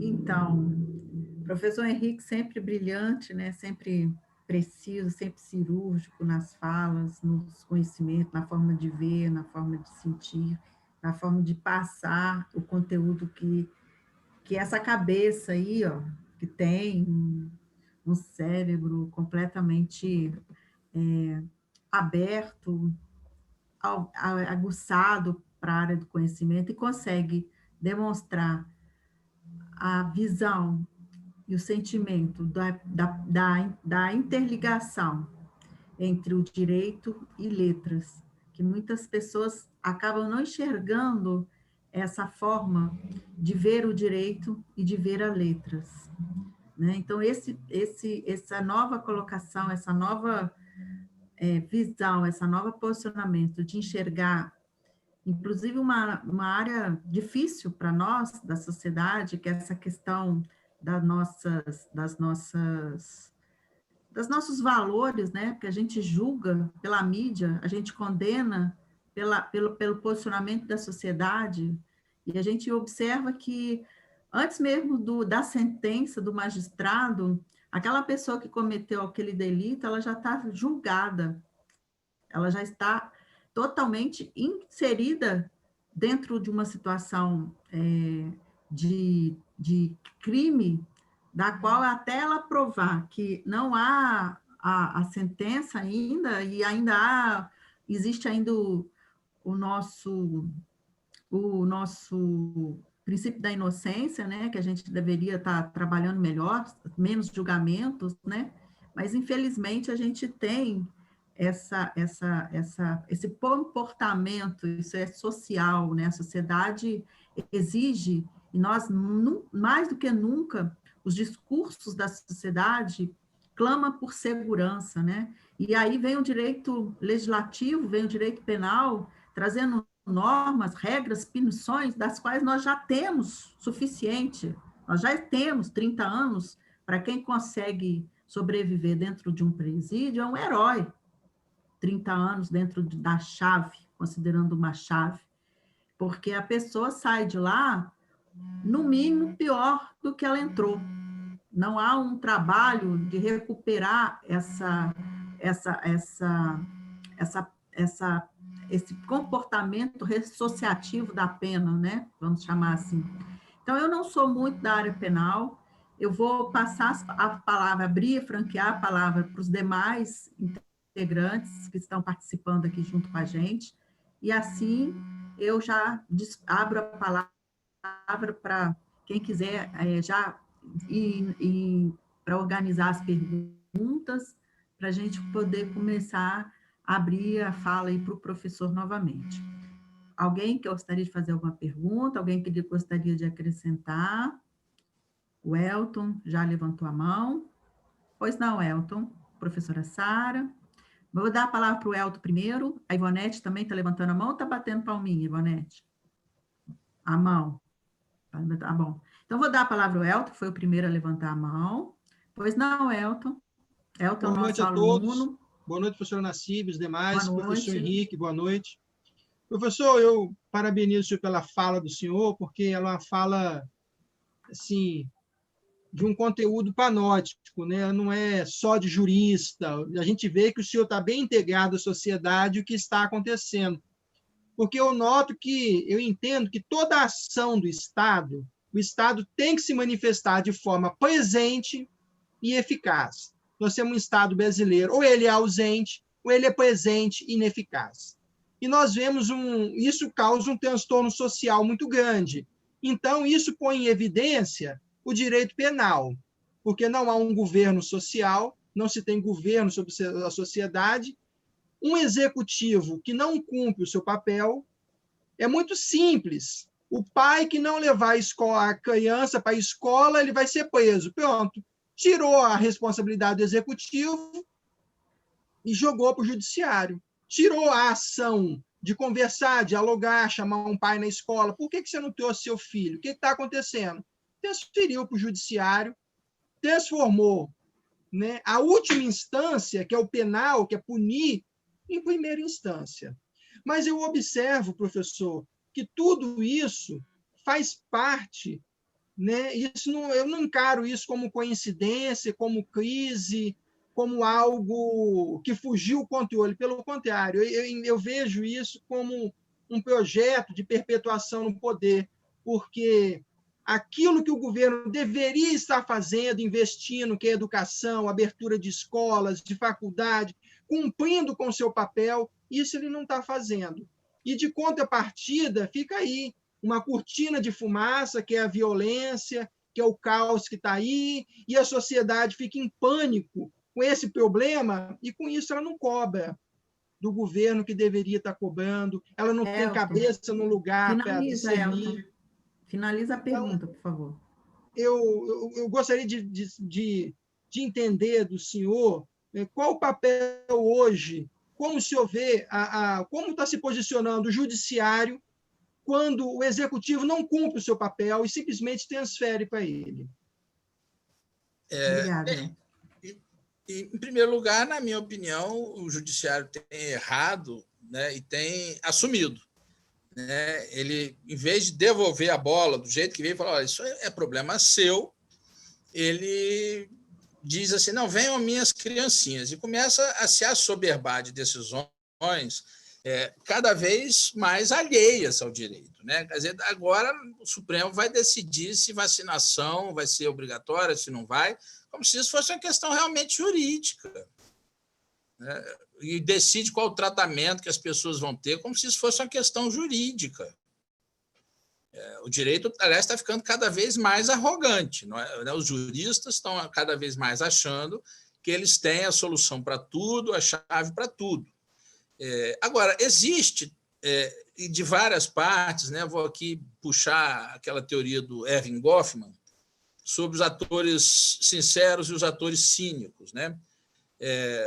Então, vamos tentar explicar rapidamente. Né? Segundo Goffman, você age numa determinadas circunstâncias, às vezes acreditando sinceramente que você está fazendo o melhor, que vai obter os melhores resultados, etc., quer dizer, agindo sinceramente.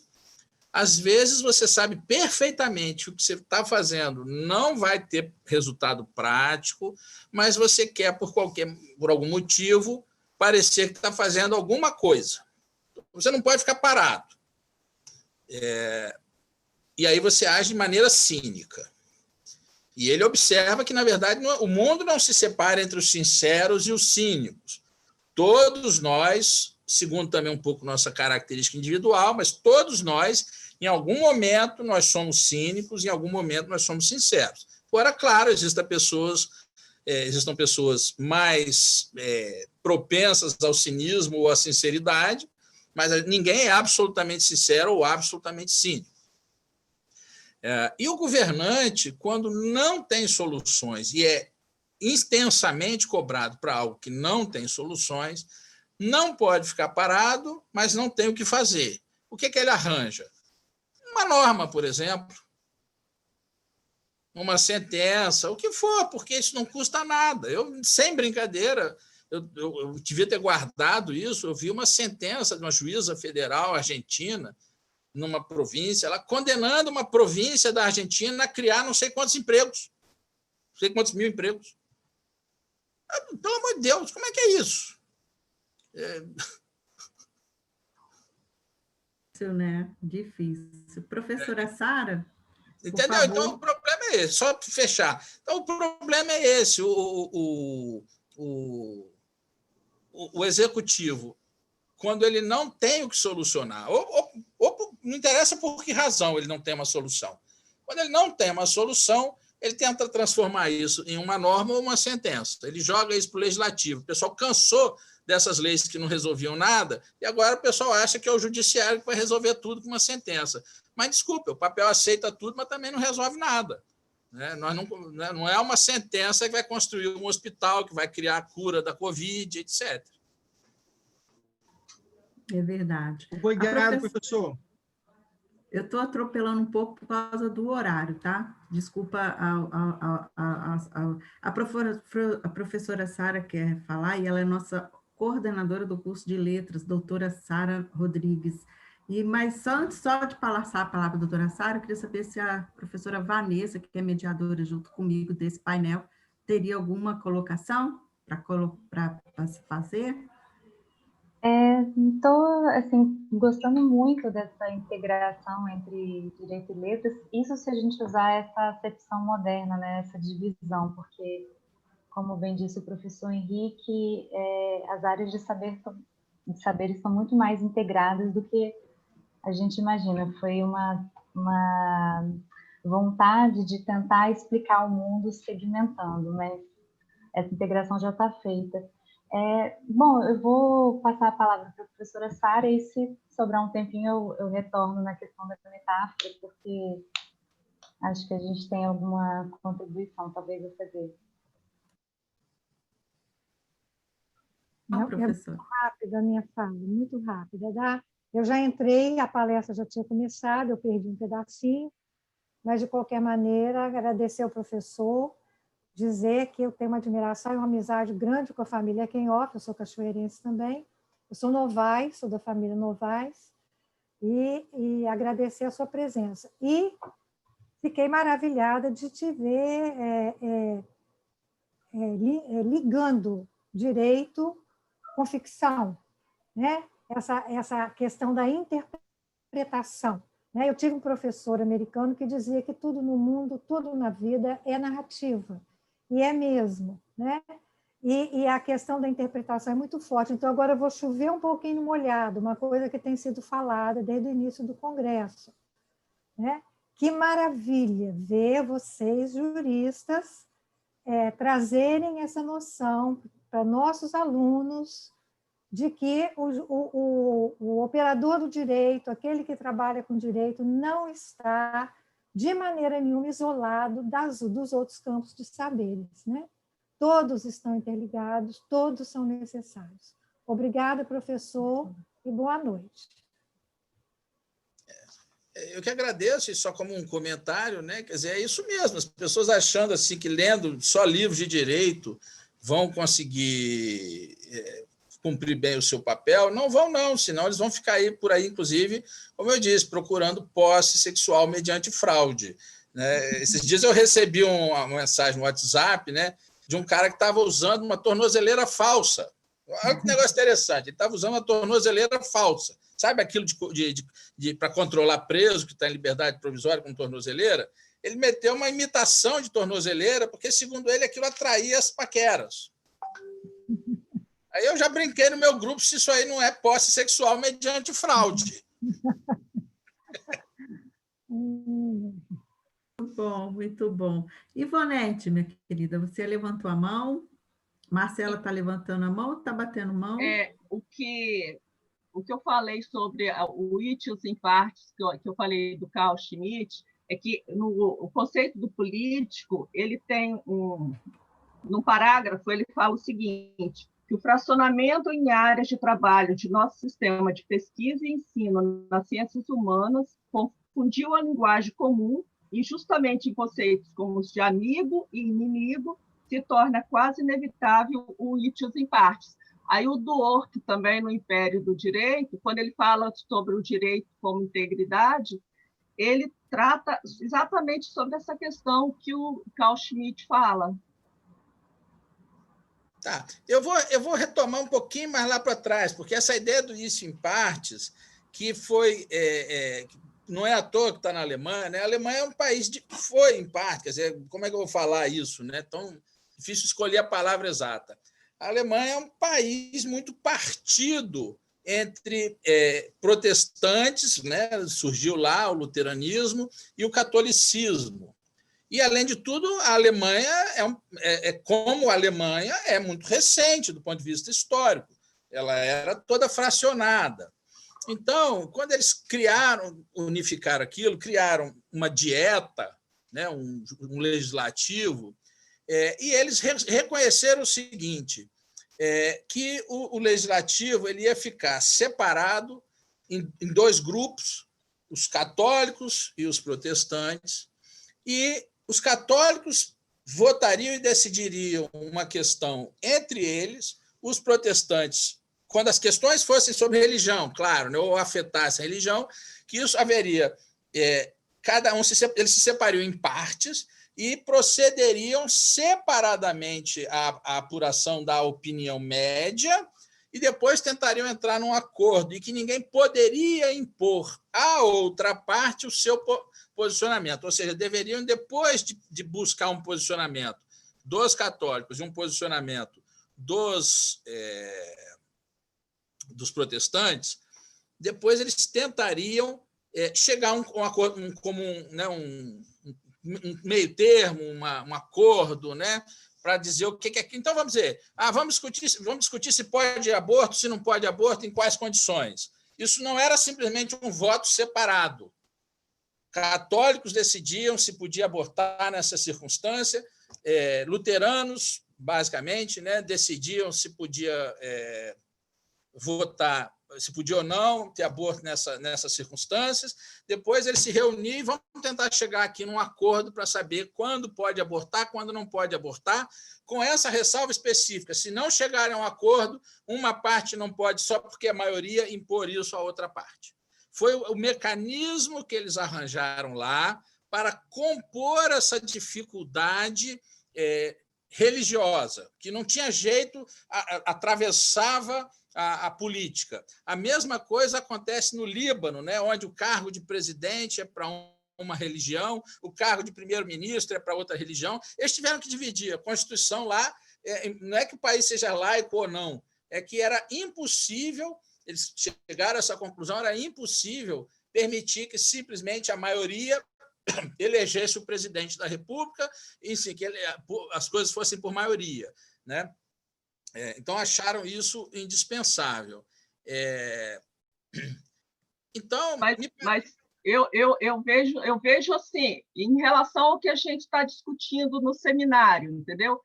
Que o Itius em Partes, eu entendo, existia antes uma teia de pensamento universal, entendeu? E a partir do momento que essa teia ela foi quebrada para que facilitasse o ensino, as ideias foram quebradas também. E o que a gente está tentando fazer agora, por exemplo, juntando letras e direito, é tentando dialogar uma matéria com a outra. Sim. Veja, porque a primeira fase já houve. Agora nós temos que juntar os luteranos e os católicos para ver se eles chegam a um acordo, né? Quer dizer, já andaram decidindo em separado, e agora a gente tenta chegar num acordo. Então, essa ideia do isso em partes do que você me referiu é mais antiga no direito alemão, ou na estrutura do direito alemão, do que o Carl Schmitt, né? Que ficou meio amaldiçoado, porque ficou vinculado historicamente ao nazismo, né? Então, Carl Schmitt assim, é meio nome persona non grata, ninguém pode falar dele, ninguém pode prestigiar o trabalho dele, né? Porque ele ficou conhecido como o jurista de Hitler. Mas, independentemente até se ele colaborou mesmo ou não com a estrutura do nazismo, mas o fato é que o valor intelectual, né, o que se possa extrair dali, não se deve desperdiçar. Aliás, um detalhe interessante, tá? Porque o Hitler era um imbecil, mas o Mussolini era um cara genial, né? Eu usei Mussolini na minha tese de doutorado. Então, assim, as circunstâncias históricas do sujeito não limitam sua intelectualidade, né? Eu sempre falo assim, cuidado com o seu artista predileto, porque quando você conhecer ele pessoalmente, talvez você não goste mais tanto da pessoa, do ser humano que canta aquelas músicas maravilhosas, né? A música, você gosta da música, não é do ser humano que compôs. Verdade. É mais ou menos a mesma história. O Carl Schmitt ficou muito amaldiçoado, mas ele aproveitou bem uma ideia que era típica das instituições alemãs, esse problema deles terem que compor visões de mundo muito diferentes e que não chegariam a um acordo se fosse tentar fazer goela abaixo. Mais alguém? Mais alguém quer aproveitar? Eu acho que a professora Renata quer fazer uma pergunta. Sim. Pois não, professora. O som está desligado. De ativar. Boa noite, Erkenhoff, tudo bem? A gente volta a se encontrar em plena sexta-feira, né? Que era um pedido seu lá na outra instituição, mas que, para mim, lecionar o último horário era dolorido.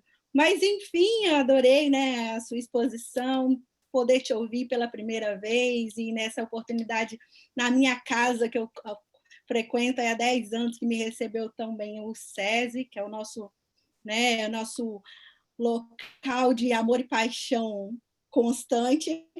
Eu tenho assim, uma provocação até para fazer, talvez pelo adiantar da hora, não sei como isso o tempo que você vai ter hábil para responder, mas aí quando você fala, né, que a gente acaba que o legislador trabalha com normas puramente evocativas, emotivas, enfim, e você vê o legislador, em um certo momento, tentando tornar mais dura a punição e cria um chamado pacote anticrime, com todas as dificuldades e com todo aquele aspecto de impacto social que adveio, né, daquelas circunstâncias, e inclusive daquele ator, né, o nosso ex-ministro Moro.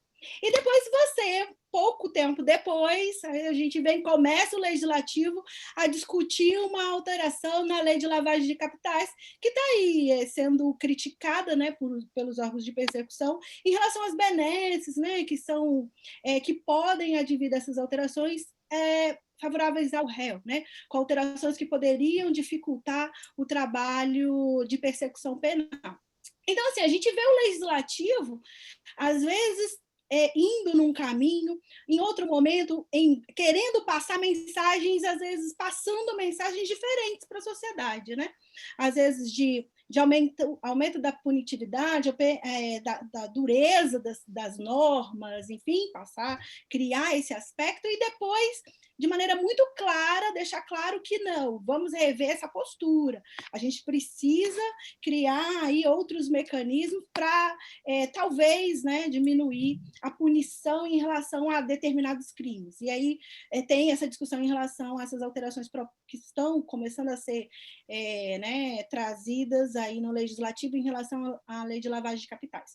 E aí minha preocupação, e você como, né, super conhecedor de segurança pública, enfim, com essa experiência que você tem, eu queria que você, até talvez, não sei se foge ao tema da nossa palestra, além desse tipo de política criminal do legislativo, atrapalhar, eu acredito que pela sua, né, exposição ficou muito claro que ela acaba que atrapalha e põe em risco, né, políticas de segurança pública, porque acabam que são normas que não trazem eficácia, né, de imediato, mas pensando de uma maneira um pouco mais ampla, essa inconstância, a ausência de balizas objetivas para a criação de normas, nosso legislativo sempre mandando informações diferentes, mensagens diferentes.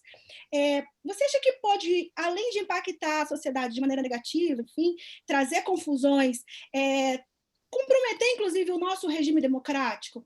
Porque a gente, né, lembrando aí de outros momentos históricos, o legislativo chancelando algumas situações que foram consideradas, inclusive, como ataques a direitos e garantias fundamentais, e eu fiquei realmente com essa percepção. Será que o efeito, não só pela ausência de eficácia, não só poderia comprometer o sistema de segurança pública, como também ter outros efeitos nefastos por ausência de balizas objetivas?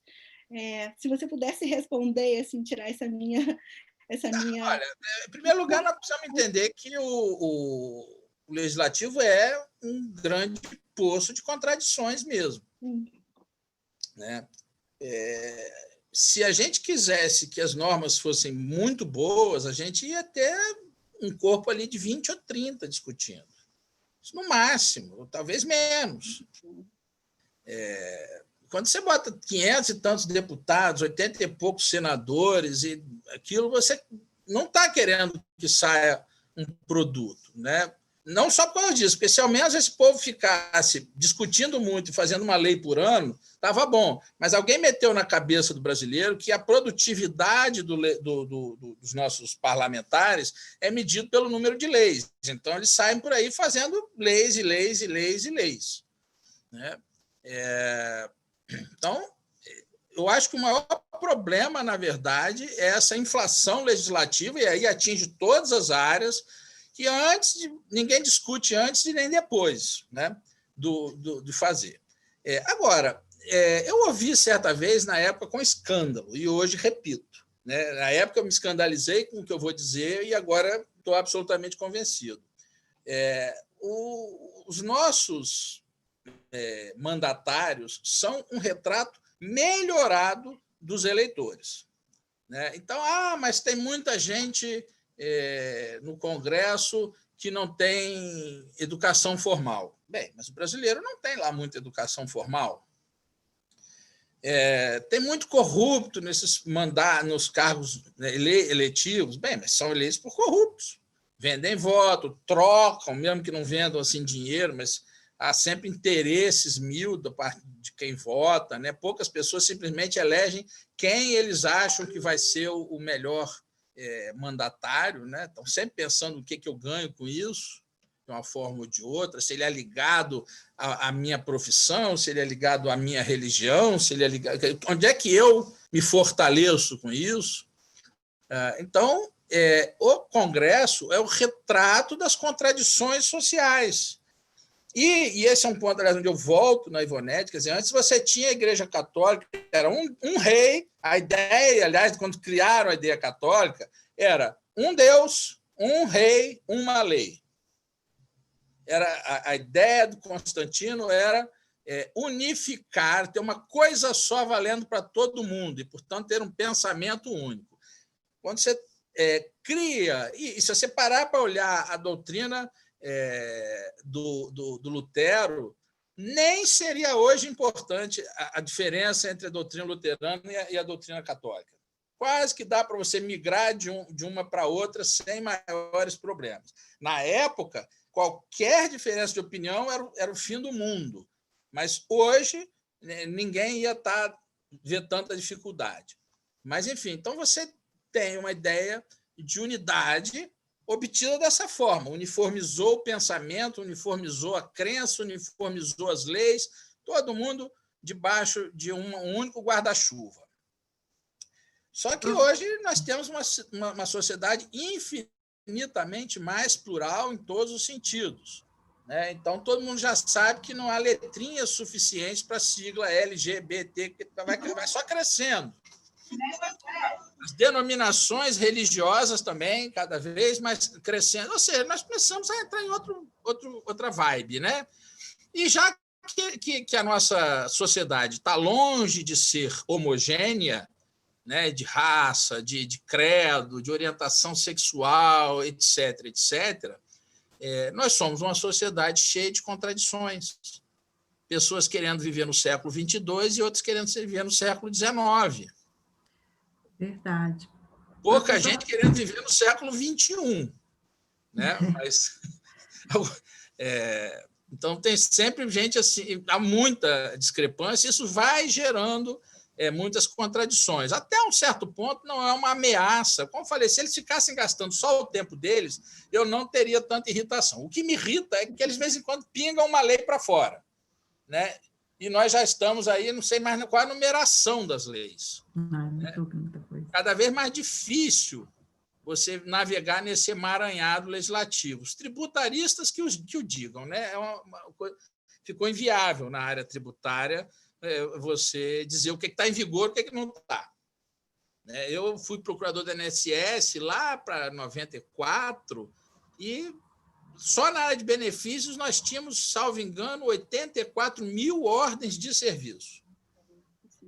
E ninguém sabia o que estava em vigor. Além de você ter que conhecer 84 mil ordens de serviço diferentes, você ainda teria que ter um histórico para saber o que está em vigor.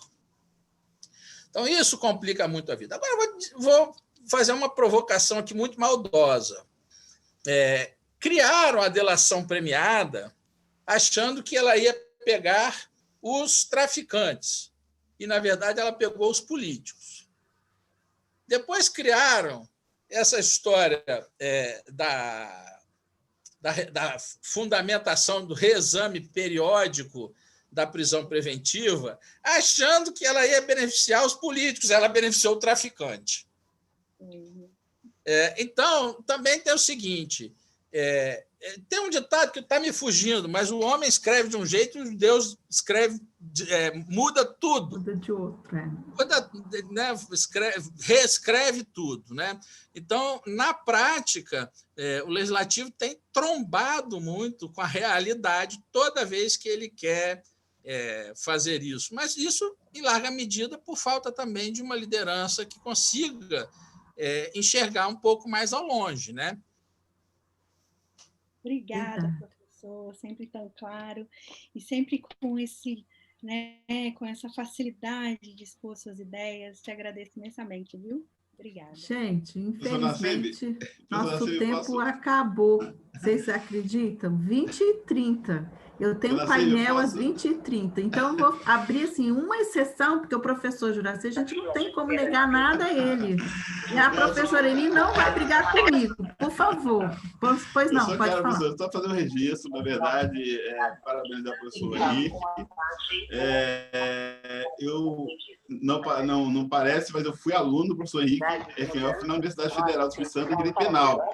E eu quero fazer esse registro, professor, que o professor Henrique sempre foi uma inspiração para mim na minha vida acadêmica. Porque desde então, naquela época, ele já tinha essa questão de conversar com as demais ciências. Ele sempre buscou isso para a sala de aula, né? Ele tem essa questão ele conseguia trazer para a sala de aula esse diálogo do direito penal com a sociologia, com a psicologia, e eu sempre fiquei encantado com isso, e hoje essa mesma inquietação reflete a minha vida acadêmica. Então, professor, eu quero aqui deixar esse registro, parabenizá-lo, é sempre um prazer muito grande ouvi-lo, né? Já trabalhamos em outras oportunidades e foi brilhante, como sempre o senhor faz em todas as vezes que é chamado a falar. Muito obrigado, professora. Já dedurou minha idade, né? Mas tudo bem. Gente, o professor Henrique e eu, a gente tem a mesma idade, a gente descobriu outro dia por acaso, ele é novo, tá? O professor Juraci também é novo, eu não estou entendendo onde é que eu estou encaixando. Não, eu cheguei tarde na faculdade. Eu cheguei tarde. Eu sou jovem, tá bom? Aqui, vamos encerrar, professor Henrique. A diferença é que eu nunca fui garoto pão lá em Marataízes. Eu fui garota verão, depois isso é outra história, o senhor não me entrega aqui não, hein, professor? Gente, vamos encerrar.